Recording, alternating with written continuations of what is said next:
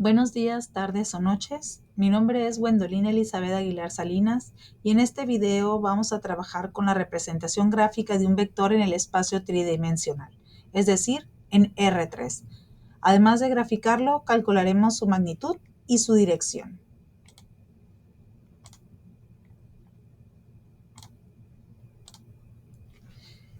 Si consideramos el vector -2, -2, 3, podemos observar que este vector tiene tres componentes, uno en el eje X, otro en el eje Y y otro en el eje Z.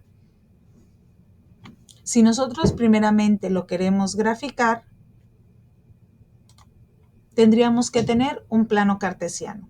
Si nosotros consideramos que el eje rojo es el eje de las X, el eje verde, el eje de las y el eje Z, el eje azul, tomando en cuenta que los que están del lado derecho son los ejes positivos y los que están del lado izquierdo son los ejes negativos por la numeración que podemos observar en la gráfica, tendríamos que empezar a generar planos en dos dimensiones. Quiere decir que de las tres coordenadas que tenemos de nuestro vector, nosotros tomaríamos primero un plano de dos dimensiones, en este caso en un R2. Podríamos decir que si tomamos el plano XY, tendríamos la coordenada -2, -2. Por cada plano que nosotros vayamos a generar, vamos a generar un paralelogramo. Entonces, primeramente, observamos nuestro primer plano, -2 unidades en el eje de las X y -2 unidades en el eje de las Y. Creamos un paralelogramo cuya cara paralela en el eje de las X está aquí abajo y cuya cara paralela en el eje de las Y está aquí a un costado. A partir de ahí generamos nuestro primer plano, que es el plano XY. Vamos a generar un segundo plano, que va a ser el plano XZ.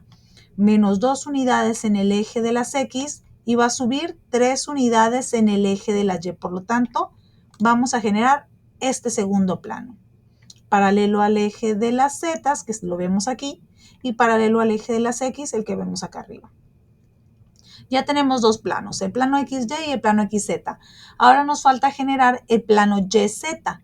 Con las -2 unidades que tenemos del eje de las Y, que son estas de aquí, más las 3 unidades del eje de las Z, vamos a generar otro plano, que son -2 unidades, que es paralela a la parte de arriba en el eje de las y las 3 unidades del eje de la Z, que son paralelas. A partir de ahí ya tenemos tres caras de nuestra caja. Lo que va a pasar es que en tres dimensiones, a partir de esas tres caras que son paralelogramos, vamos a generar un paralelepípedo, una figura con lados paralelos, pero en tres dimensiones, lo que significa que vamos a completar la caja que ya tenemos aquí. La parte de la base, que fue nuestro plano XY, se va a graficar en la parte superior también, siguiendo las mismas coordenadas. Paralela al eje de las Y, va a haber aquí otra línea que va a cerrar la de arriba con la paralela al eje de las X. Y luego cerraremos nuestra caja. Ya que tenemos nuestra cajita cerrada, si se fijan está de manera punteada ya que este paralelepípedo es de referencia. ¿Para qué nos va a servir? Para ubicar dónde está nuestro vector. Ahora sí, si nuestro vector nos dice que tiene la coordenada -2, -2, 3, a partir del origen nosotros empezamos a avanzar. -2 unidades en el eje de las X, -2 unidades en el eje de las Y sube 3 unidades en el eje de la Z, quedando en esta parte. De manera que ahí nosotros trazamos nuestro vector. Posteriormente tendríamos que calcular magnitud y dirección. Para encontrar la magnitud utilizamos el teorema de Pitágoras en tres dimensiones. Por lo tanto, tendríamos que la hipotenusa va a ser igual a la raíz cuadrada de la sumatoria de cada cateto al cuadrado. En este caso, como tenemos tres ejes coordenados, tenemos cada valor de cada eje coordenado al cuadrado. Realizamos la operación correspondiente y vemos que la longitud de nuestro vector es de raíz de 17. Esto nos indica qué tan largo es el vector en el espacio. La dirección, que son los ángulos, se definen a través de los ángulos que se forman con cada uno de los ejes coordenados. Para calcularlos utilizamos la relación coseno del ángulo va a ser igual al componente en el eje que se está moviendo, ya sea X, Y o Z, entre la magnitud del vector.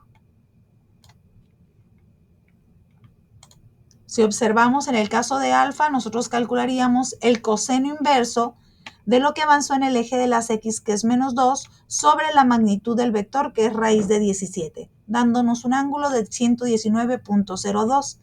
Para calcular beta, que es el ángulo que avanza del eje Y positivo hacia el vector, tenemos un coseno inverso de lo que avanza el eje Y sobre la magnitud del vector, que es raíz de 17, que nos dan 119.02 grados. Y en el caso del tercer ángulo, que es gamma, calculamos el coseno inverso de la cantidad que avanza el eje de la z, que en este caso es 3, sobre la magnitud del vector, que es raíz de 17, dándonos los 43.31 grados. Esto significa que el vector se inclina hacia el eje de las zetas, formando un ángulo agudo con él, mientras que los ejes X y Y forman ángulos obtusos, debido a que sus componentes son negativos.